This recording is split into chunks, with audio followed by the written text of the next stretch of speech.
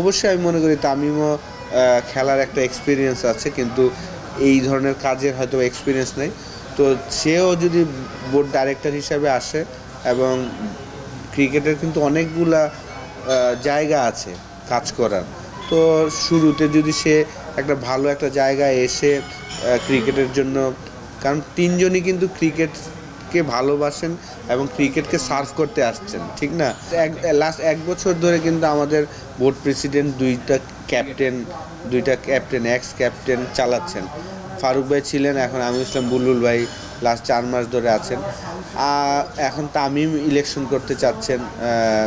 তো আমি ব্যক্তিগতভাবে মনে করি বুলবুল ভাইয়ের যে এক্সপিরিয়েন্সটা, আইসিসিতে কাজ করার যে এক্সপিরিয়েন্স, এবং উনি আসার পরে যেভাবে কাজ করছেন, আমি মনে করি যে উনি একটু লম্বা সময় যদি সিলেক্টেড হয়, তাহলে আমাদের যেই ওই সমস্যাটা উনি সলভ করতে পারবেন আমি বিশ্বাস করি, কারণ ওনার আলাদা একটা এক্সপিরিয়েন্স আছে এই সব বিষয়ে কাজ করাটা। এবারের আসরটা তো কেমন দেখলেন? এনসিএল প্রথম ম্যাচটা হলো না বৃষ্টির বাগড়ায়, তো গতবারের তুলনায় এবার এনসিএল আয়োজনটা কেমন দেখতেছেন?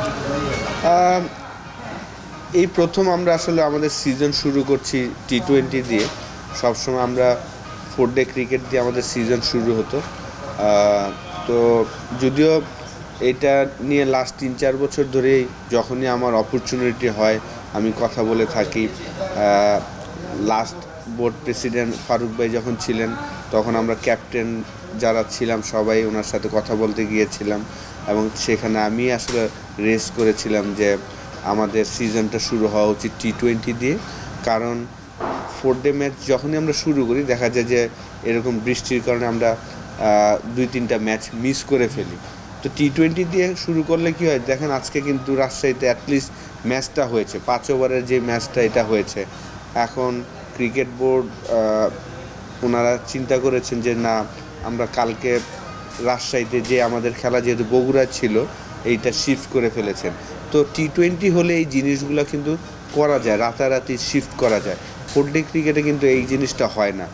তো তখন আমি ফারুক ভাইয়ের সামনে আসলে আমরা সকল ক্যাপ্টেনরা ছিলাম, আমি আমার এক্সপিরিয়েন্সটা শেয়ার করেছিলাম, এবং ফারুক ভাই জিনিসটা শুনেছিলেন, এবং আমাদের এবারের ক্যালেন্ডারটা সেভাবেই শুরু হচ্ছে যে টি-20 দিয়ে, এবং দ্বিতীয় আসর টি-20 এনসিএল টি-20 হচ্ছে। আনলাকি যে প্রথম ম্যাচটা হয়নি বগুড়াতে, সিলেট এবং রংপুরের যে ম্যাচটা ছিল। তো আশা করি যে ওয়েদার যদি নেক্সট 2-1 দিনের মধ্যে ভালো হয়, তাহলে হয়তোবা বগুড়ায় আমাদের 17 তারিখ যে ম্যাচটা সেটা হয়তোবা হবে, এটা আশা করি। এবং প্রথম ম্যাচটা এক্সাইটিং ছিল, 5 ওভারের খেলা, এটা কিন্তু আমরা সবসময় টিভিতেই দেখি, বাংলাদেশে কখনই আমরা দেখি নাই হতে। তো ভালো লাগছে যে ফার্স্ট ম্যাচটা যদিও হোম টিম হেরেছে, রাজশাহী হেরেছে, ঢাকা মেট্রোর লাস্ট ইয়ার রানার্স আপ তারা উইন করেছেন। তো প্রত্যেকটা টিমই খুব ভালো প্রিপারেশন নিয়েছেন, তো ভালো লাগছে। চলো উড়াই খুশি তুলে নিয়ে হাতে চিয়ার আপ, চলো উড়াই খুশি। আরেকটা বিষয় যে এনসিএল এর পরেই হচ্ছে বিপিএল টি-20 শুরু হবে বাংলাদেশের প্রেক্ষাপটে। মানে বিপিএল এর জন্য যে খেলা হয় সেটা হচ্ছে এক ধরনের অনুশীলন টাইপ হয় এনসিএল টি-20 ফরম্যাটে। তো সেক্ষেত্রে এনসিএলে যারা পারফর্মার হয়, এক্ষেত্রে আপনার বিপিএলে টিম সিলেকশন করতে সহজ হবে না, কতটুকু বা সহজ হবে? অবশ্যই দেখেন, প্রত্যেকবারই আমরা যখন বিপিএল এর অকশনটা হয় তখনই আমাদের এনসিএল 4 ডে ম্যাচ চলে। তো প্রত্যেকটা প্লেয়ার কিন্তু তার ওই 4 ডে ম্যাচে খেলার যেভাবে উচিত সেটা না করে আমরা কিন্তু ম্যাক্সিমাম প্লেয়ারই চেষ্টা করে অকশনের আগে তারা যেন একটু 1 ডে স্টাইল বা টি-20 স্টাইলে হাই স্ট্রাইক রেটে চিন্তা করে, যদিও টোটালি রং চিন্তা ভাবনা আমাদের ওইটা। তো এইবার একটা ভালো জিনিস যে বিপিএল অকশনের আগে টি-20 খেলা হচ্ছে আমাদের এখানে, যারা পারফর্ম করবে যখন আমরা অকশনে বসবো, যারা ওনাররা অকশনে বসবেন, কোচ টিম ম্যানেজমেন্ট যারা বসবেন, তারা হয়তো এই পারফরমেন্সগুলো তারা চিন্তা করে সিলেকশনটা করবেন। ওই প্লেয়ারদের সিলেকশনটা করবেন। আচ্ছা ভাই, আরেকটা বিষয় হচ্ছে এনসিএল এর টি20 ফরম্যাটে যারা ক্রিকেট যারা খেলবেন অ্যাজ এ প্লেয়ার হিসেবে তাদের কতটুকু মানে প্রমাণ করার থাকে বিপিএল এর জন্য বিপিএল এর দল করার জন্য? বিপিএল হচ্ছে একটা গ্র্যান্ড আয়োজন আর কি, সেই ক্ষেত্রে এনসিএলটা কতটুকু তাদের হেল্প করে? দেখেন মাত্র লাস্ট ইয়ারই চালু হয়েছে টি20, এনসিএল টি20 চালু হয়েছে, এটা সেকেন্ড ইয়ার। তো আমি আশা করব যে এটা ডেফিনেটলি অনেক উপকার দিবে প্রত্যেকটা প্লেয়ার, ম্যানেজমেন্ট, ওনার সবাইকেই। এই টুর্নামেন্টটা হওয়ার কারণে আমার মনে হয় যে বিপিএলে যখন অকশন হবে তখন সবার জন্যই খুব চমৎকারভাবে ক্লিয়ার একটা পিকচার থাকবে যে কোন প্লেয়ারটা এই ফরম্যাটে ভালো করছেন, তাদেরই হয়তো বিবেচনা করবেন। বিপিএল এর ভেন্যু বৃদ্ধি নিয়ে একটা আলোচনা হয়, সেক্ষেত্রে এবার বগুড়া এবং খুলনা টার্গেট করা ছিল, বরিশাল নিয়েও আলোচনা করছিল। তো আমরা যতটুকু জানতে পারছি রাজশাহী এবং বগুড়াতে এনসিএল দেওয়ার কারণটা হচ্ছে যে এখানটাতে দেখা তারা যদি ভেন্যু সব ঠিকঠাক থাকে। বগুড়া নিয়ে কি আপসেট হয়ে পড়েছেন আপনি? মানে এখন কি মনে হয় যে বগুড়াতে আদৌ আসলে বিপিএল এর মতো ইন্টারন্যাশনাল বা বিপিএল বা ইন্টারন্যাশনাল ম্যাচগুলো দেওয়া সম্ভব হয়? না, দেখেন এখানে আমরা লাস্ট ইন্টারন্যাশনাল ম্যাচ খেলেছিলাম 2006-এ। তখন আমরা শ্রীলঙ্কাকে ফার্স্ট ম্যাচ হারিয়েছিলাম। ওই ম্যাচে আমি 50 করেছিলাম। শ্রীলঙ্কার সাথে 136-এর একটা ইনিংসও আমার এই মাঠে আছে। তো আমরা যারা ডোমেস্টিক ক্রিকেট খেলি সবাই বগুড়া এবং রাজশাহী এই দুইটা গ্রাউন্ডে খেলতে খুব এনজয় করি, কারণ এখানে উইকেটটা খুব চমৎকার থাকে। দুইটা ডিপার্টমেন্টের জন্যই হেল্প থাকে, ব্যাটসম্যানদেরও হেল্প থাকে যারা সাইড শট খেলতে পছন্দ করে তাদের জন্য, পেস বোলারদের জন্য হেল্প থাকে, একটা এক্সট্রা পেস পাওয়া যায়, বাউন্স হয়। তো একটা দুর্ভাগ্য যে আসলে লাস্ট 15টা বছর আমাদের বগুড়াতে ওইভাবে যত্ন নেওয়া হয়নি। দেখেন যদি এই মাঠটা ড্রেনিং সিস্টেমটা ভালো থাকতো তাহলে কিন্তু আজকে যে খেলাটা এটা কিন্তু পুরাপুরি 20 ওভারের খেলা হতো, কারণ একটার পরে কিন্তু কোনো বৃষ্টিই ছিল না বগুড়াতে। তো ড্রেনিং সিস্টেমটা ভালো নাই বলেই কিন্তু খেলাটা হয়নি। তো লাস্ট 15টা বছর বগুড়াকে এবং রাজশাহীকে আমি মনে করি যে যেভাবে ওনাদের প্ল্যান করা উচিত ছিল, যারা ক্রিকেট বোর্ডের ছিলেন, গ্রাউন্ডস নিয়ে যারা কাজ করেছেন, তারা একদমই এই দুইটা গ্রাউন্ড এবং খুলনার গ্রাউন্ডটাও যদি দেখেন সেখানেও কিন্তু আমরা টেস্ট ম্যাচ খেলেছি, ওয়ানডে ম্যাচ খেলেছি, কিন্তু সেই মাঠটাতেও কিন্তু খেলা বন্ধ হয়ে গিয়েছে। তো লাস্ট 15টা বছর আসলে আমাদের অনেকগুলা ইন্টারন্যাশনাল গ্রাউন্ড, খুলনা বলেন, খুলনা, বগুড়া এবং ফতুল্লা, এই তিনটা গ্রাউন্ড কিন্তু একদমই খেলাই হয়নি লাস্ট 15 বছর যদি আমরা দেখি। তো আমি আশা করব যে সামনে যেহেতু ইলেকশন আছেন, 4 তারিখের পরে হয়তোবা নতুন বোর্ড যে আসবেন ওনারা এই গ্রাউন্ডগুলো আবার নতুন করে তৈরি করবেন, কারণ আমাদের প্রচুর গ্রাউন্ড দরকার। আমার যেটা মনে হয় যে আমাদের গ্রাউন্ড হলে কি হয়, আপনি খেলা দিতে পারবেন, আমাদের ওই খেলার সংখ্যাটা কিন্তু কম। তো সেই জায়গায় আমি আশা করব যে এই ইন্টারন্যাশনাল গ্রাউন্ডগুলো আবার ফিরে আসবে ফিউচারে। আরেকটা বিষয় হচ্ছে রাজশাহী বগুড়া, মানে গতবার এনসিএল টি20 যেটা হয়েছিল শুধুমাত্র সিলেটেই হয়েছে, তো এবার কিন্তু পাশাপাশি সিলেট সহ বগুড়া রাজশাহী বৃদ্ধি করা হচ্ছে। তো এই ব্যাপারটা আপনার কাছে কেমন লাগতেছে? কারণ ভাই দেখেন প্রত্যেকটা জেলা যদি এরকম ক্রিকেট হয়, এখানে দর্শক আসে বা ইনফ্লুয়েন্সার অনেকেই হয় ক্রিকেট খেলার প্রতি। ইভেন আমরা বিসিবি থেকে একটা কর্মশালাও দেখছিলাম বা একটা প্রচারণাও দেখছিলাম যে নানান জায়গায় জেলায় গিয়ে ক্রিকেটের নিয়ে আয়োজন করা হয়েছে। তো এই ব্যাপারটা আপনার কাছে কেমন লাগছে? দেখেন এই জিনিসগুলো কিন্তু আমরা যখন শুরু করেছিলাম 2000 সালে তখন কিন্তু এরকম ছিল যে হোম অ্যান্ড অ্যাওয়েতে খেলা। আমাদের ফার্স্ট ক্লাস ম্যাচ, এই যে এনসিএলের যে খেলাগুলো আমরা যখন খেলতাম, 4 ডে ম্যাচ খেলতাম, তারপরের দিন আমরা একটা 1 ডে খেলতাম, এবং হোম অ্যান্ড অ্যাওয়ে 5টা ম্যাচ হবে, হোমে 5টা ম্যাচ অ্যাওয়েতে হবে। এগুলো কিন্তু আস্তে আস্তে বন্ধ হয়ে গিয়েছে। তো এখন আবার চালু হচ্ছে। লাস্ট ইয়ার একটা জায়গায় হয়েছিল সিলেটে, তাদের 2টা গ্রাউন্ড আছে বলে একই জায়গায় হয়েছিল।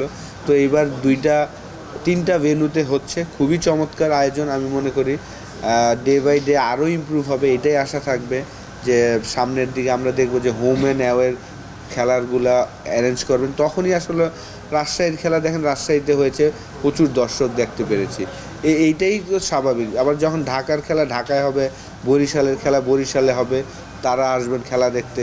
এইভাবেই কিন্তু আসলে ক্রিকেটটা ছড়ানো উচিত এবং সেটাই করার চেষ্টা করছে। রিসেন্টলি আপনি কোচদের একটা কর্মশালায় যোগ দিয়েছিলেন, আসলে সাবেক ক্রিকেটার হিসেবে আপনার জন্য কতটুকু বেনিফিট? হ্যাঁ, এটা যেহেতু স্পেসিফিকভাবে শুধু ব্যাটিং কোচিং ছিল, আপনার রান স্কোরিং একটা ওয়ার্কশপ ছিল, তো অবশ্যই আমরা যারা যে 20-22 জন করেছি আমাদের জন্য খুবই ভালো লেগেছে।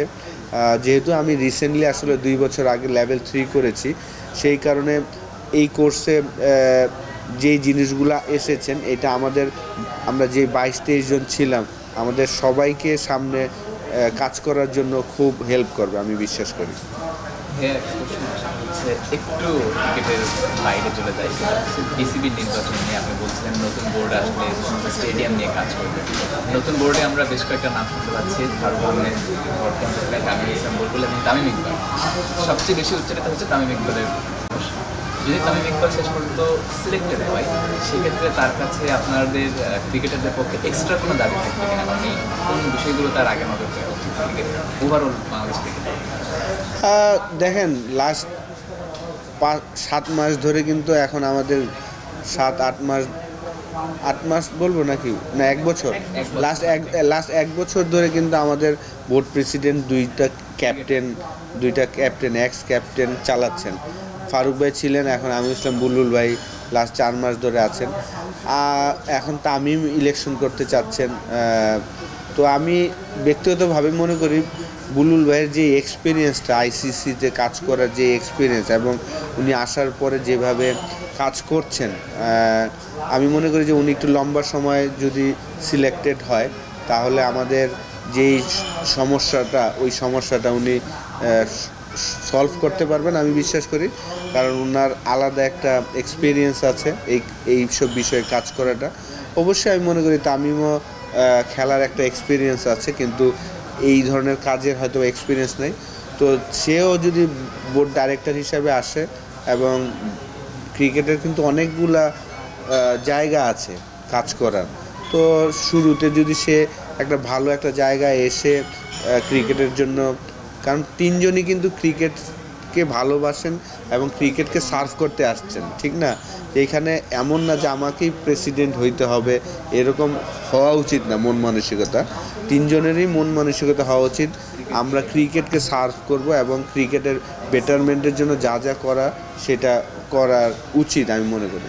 তো যিনি বোর্ড প্রেসিডেন্ট হন ওয়েলকাম থাকবে, কিন্তু আমার কাছে মনে হয় যে যেহেতু একটা এক্সপিরিয়েন্সের একটা বিষয় আছে, সেই জায়গায় আমার মনে হয় যে বুলবুল ভাইয়ের লাস্ট 4 মাসের যে কাজগুলো আমরা দেখছি, এটাতে আমি মনে করি যে ওনার লম্বা সময় থাকলে আরও বেটার হবে। ঘরোয়া ক্রিকেটে আপনি এবার যোগ দিয়েছেন, তো এই কোচিংটা আপনি কেমন এনজয় করতেছেন? দেখেন, কোচিংটা আসলে আমি লাস্ট ইয়ার থেকেই শুরু করেছি। গ্লোবাল T20 দিয়ে গায়ানাতে রংপুর রাইডার্স আমরা চ্যাম্পিয়ন হয়েছিলাম, তারপরে এসে বিপিএলেও রংপুরের সাথে ছিলাম, পরে ঢাকা প্রিমিয়ার লিগেও আমি ধানমন্ডি স্পোর্টস ক্লাবের হয়ে হেড কোচ ছিলাম, এবং এই বছর NCL করলাম। কারণ আমার সবসময় ছোট আর কি, আমি যখন থেকেই খেলা ছাড়বো এবং কোচিং লাইনে আসার প্ল্যান করছিলাম, তখন থেকে আমার প্ল্যান ছিল যে ফার্স্ট ক্লাস ক্রিকেটে ভালো এক্সপিরিয়েন্স কোচ থাকা উচিত। কারণ আপনি যদি দেখেন যে প্রত্যেকটা ভালো টেস্ট নেশন টিমের ফার্স্ট ক্লাস টিমে, বিশেষ করে ইন্ডিয়াতে যদি দেখেন ডেভ ওয়াটমোরের মতন কোচ, সে একটা রঞ্জিত একটা স্টেটের একটা কোচ, তারপর মিকি আর্তের মতন কোচ, সেও কিন্তু সব বড় বড় কোচরা কিন্তু একটা বড় ফার্স্ট ক্লাস টিমের কাজ করেন। তো আমাদের এখানে কিন্তু ওইভাবে আসলে করা হয় না। বিশেষ করে আমাদের বড় নাম যারা, সালাউদ্দিন ভাই বলেন, সুজন ভাই বলেন, ওনারা কিন্তু ফার্স্ট ক্লাস টিমে কখনোই কোচিং করায় না, ওনারা শুধু জাস্ট বিপিএল এবং ঢাকা প্রিমিয়ার লিগ। তো আমার ইচ্ছা ছিল যে শুরুতেই যে আমি যদি কোচিংয়ে আসি আমি ফার্স্ট ক্লাস দিয়ে শুরু করব। তো আলহামদুলিল্লাহ ভালো লাগছে। বরিশালের হয়ে আমি লাস্ট 3 বছর খেলেছি তাদের হয়ে, তো আমার জানা আছে যে এই টিমের প্লেয়ারদের সাথে আন্ডারস্ট্যান্ডিংটাও ভালো। তো সেই কারণেই আসলে বরিশালের হয়ে এখন কাজ করছি। আমার জন্য সবাই দোয়া করবেন, আমরা যেন ভালো রেজাল্ট করতে পারি এখানে, ইনশাআল্লাহ বেস্ট পারফরমেন্সটা যেন দিতে পারে সবাই। আপনিও সাবেক ক্রিকেটার, তো সাবেক ক্রিকেটারের কোচিং আসলে ক্রিকেটের জন্য কতটুকু বেনিফিট আপনি? অবশ্যই আমি মনে করি যে আমরা যারা ক্রিকেট খেলেছি, বিশেষ করে টপ লেভেলে ক্রিকেট খেলেছি, আমাদের জন্য কাজ করাটা যতটা সহজ এবং প্লেয়ারদের জন্য আমি মনে করি আরও বেশি বেনিফিট, কারণ আমরা রিসেন্টলি খেলা ছেড়ে তারপরে কোচিংয়ে আসছি। তো আমি যেমন আমার কোচিং ফিলোসফিটা কেমন, আমি যেভাবে বড় হয়ে এসেছি একদম ছোটোবেলা থেকে, এবং আমি প্র্যাকটিসে যেই সমস্যাটা ফিল করতাম যে কম ব্যাটিং পাচ্ছি কিনা, বেশি ব্যাটিং পাচ্ছি কিনা, আমার মাইন্ড চাচ্ছে না আমি প্র্যাকটিস করব, তারপরও কোচ বলতেছে প্র্যাকটিস করো, আমি এই জিনিসটা একদম টোটালি বাইরে আর কি। তো আমি ফার্স্ট অফ অল আমি প্রায়োরিটি দিব প্লেয়ার কী চায়, তো তারপরে হয়তো আমি আমার প্ল্যানটা এক্সিকিউট করার চেষ্টা করব। শেষ প্রশ্ন, আপনারা ঢাকা থেকে নেমে দৌড়ে বাসে এসেছিলেন, আবার দৌড়া থেকে রাজশাহী যাবেন বাসে আপনাদের সময়টা কেমন? ঢাকা থেকে বগুড়ায় আসতে আমাদের 6 আওয়ার্স লেগেছে, আর ট্রাফিক ছিল সেই কারণে। এটা কি খুব হ্যাম্পারিং ছিল এই জার্নিটা? 6 ঘন্টা সাধারণত আমরা তো অন্যান্য রাস্তা দেখি 5-6 ঘন্টা জার্নি হয় বাস। দেখেন, আমি ব্যক্তিগতভাবে বলবো, যেহেতু আমি ইংল্যান্ডে ক্লাব ক্রিকেট খেলি এভরি ইয়ার, তো আমি কিন্তু এভরিডে আমার খেলার জন্য অলমোস্ট 110 মাইল 120 মাইল ড্রাইভ করে যাই, নিজে ড্রাইভ করি, খেলে আবার ড্রাইভ করে আসি। তো আমার জন্য এই বিষয়টা আমি একদমই অতটা, যারা এইখানে প্লেয়ার আছেন ওদের জন্য হয়তো বা অনেকটা ওয়ারির, আমি কিন্তু ইউজ টু, কারণ এটাই কিন্তু হওয়া উচিত।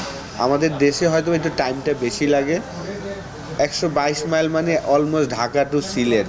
তো আমি ঢাকা টু সিলেট ড্রাইভ করে যাই, আবার খেলা শেষে ড্রাইভ করে আসি। তো এটা England, Australia, south Africa, New Zealand, এটা সব জায়গায় এই কালচারটা আছে, কিন্তু আমাদের দেশে এই কালচারটা নাই। এই কারণে হয়তো আমরা চিন্তা করি এত লম্বা জার্নি করে কিভাবে খেলবো, যেহেতু আমাদের আসলে রাস্তার টাইমিংটা ঠিক থাকে না। আরেকটা বিষয়, সেটা তো এই যে হোটেল মোহামেডানে আছেন, উত্তরবঙ্গেরই একমাত্র 5 তারকা হোটেল। রাজশাহীতে হয়তো যাবেন আপনারা, ওখানেও 5 তারকা ফ্যাসিলিটিস পাবেন না, 5 তারকা হোটেল নাই। এই হোটেল ফ্যাসিলিটিসটা আপনি কেমন দেখছেন? এই হোটেল নিয়ে আপনি না, দেখেন, বগুড়ায় আসলে আমরা যখন শুরুতে টেস্ট খেলেছিলাম, ওয়ানডে খেলেছিলাম, তখন নাচ গার্ডেন ছিলেন, টপ ফ্যাসিলিটিস। লাস্ট 7-8 বছর ধরে মোমো ইন হয়েছে, এটাও আমি বলবো যে টপ ফ্যাসিলিটিস। তো এইখানে ইন্টারন্যাশনাল খেলার জন্য আপনার যেই জিনিসগুলো প্রয়োজন, যে হোটেল, মাঠ, হ্যাঁ ফ্লাইটটা হয়তো বা নাই, কিন্তু তো হোটেল আমি বলবো যে পারফেক্ট। এইখানে যে ফ্যাসিলিটিস আছে পারফেক্ট। সবসময় বলা হতো যে বগুড়া স্টেডিয়ামে, বিসিবি থেকে বলা হতো আমাদের সবসময় বগুড়া স্টেডিয়ামে খেলা নেওয়ার দুইটা প্রধান কারণ দেখানো হতো, একটা হচ্ছে এয়ার আর একটা হচ্ছে এই হোটেলটা। তো হোটেলটা 7-8 বছর আগে হয়েছে এবং বিগত কয়েক বছর ধরে এয়ারের প্রবলেমটা হচ্ছিল, এবং আপনারা বলেন যে প্রফেশনাল ক্রিকেটার হিসেবে এইটুকু জার্নি করাই যায়। লাস্ট কোশ্চেনটা হচ্ছে যে এখন কি তবে সময় এসেছে যে ওই চিন্তা ভাবনাটা বদলানো, চাইলে আমরা বগুড়ার যদি স্টেডিয়ামের সংস্কারটা করতে পারি, তাহলে মনে হয় বাইরে হোটেল বা এয়ার এগুলো নিয়ে আর ভাবার সময় নেই। না, ডেফিনেটলি আপনার ড্রেনিং সিস্টেমটা যদি ভালো হয়ে যায়, আমি শিওর যে খুব রিসেন্টলি বগুড়াতে আমরা হয়তো বা ইন্টারন্যাশনাল ক্রিকেট আবার দেখব, কারণ আদার ফ্যাসিলিটিস সবই ঠিক আছে। আপনার 4-5 ঘন্টা ড্রাইভ করে এসে তো আর সাথে সাথে ম্যাচ খেলছেন না, আপনি 3 দিন 4 দিন পরে ম্যাচ খেলবেন। তো এটা যে কোনো ইংল্যান্ডও যদি আপনি খেলতে যান, 3.5 ঘন্টা ড্রাইভ আপনি করে তারপরে এক জায়গা থেকে যাচ্ছে। তো এতদিন আসলে এই মাঠটাকে ওইভাবে যত্ন নেওয়া হয়নি। সামনের ইলেকশনের পরে আমি শিওর যে এই মাঠের যে কাজগুলো এগুলার ক্রিকেট বোর্ড করে এবং চালু করবে। বগুড়াই আপনি যদি দেখেন একটু স্ট্যাটস, লাস্ট কয়েক বছরে সবচেয়ে বেশি ব্যাটসম্যান জেলা হিসেবে বগুড়া থেকে এসেছে। আন্ডার 15 এখন খেলছে 15 জন, ক্যাপ্টেন সহ 15 জন, সরি ক্যাপ্টেন সহ 3 জন আছে। এই যে এত ব্যাটসম্যান বের হয়ে আসছে বগুড়া থেকে, এইটার রিজনটা কি? আপনাদের কোচ কি মনে হয় এই এলাকা থেকে এত ব্যাটসম্যান কি হয়? কারণ এই জায়গার উইকেটটা ভালো, ব্যাটসম্যান তো ওই জায়গা থেকে বের হবে যেখানে উইকেট ভালো থাকবে, যে আপনি শর্টস খেলতে পারবেন। তো বগুড়ার উইকেটে আমরা যখনই আমরা খেলতে আসি আমরা খুব এনজয় করি, বিশেষ করে বগুড়া এবং রাজশাহী এই দুইটা উইকেটে এখানে ব্যাটিং করে খুবই মজা। সেই কারণেই আসলে আপনাদের বগুড়াতে সব ভালো ভালো ব্যাটসম্যানরা প্রডিউস হয়।